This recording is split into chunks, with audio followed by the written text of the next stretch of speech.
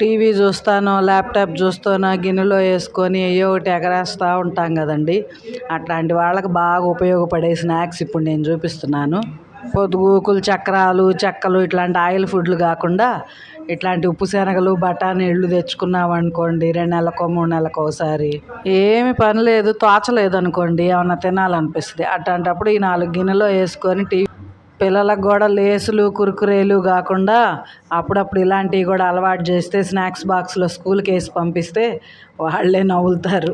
మా చిన్నప్పుడు పావులాకి బఠానీళ్ళు పెట్టమంటే గుప్పెడితో గుప్పెడు తీసి పెట్టేవాళ్ళండి. తెలిసాక కూడా 5 పైసలు, 10 పైసలు, 20 పైసలు బిళ్ళ వాడుకలో ఉన్నాయండి.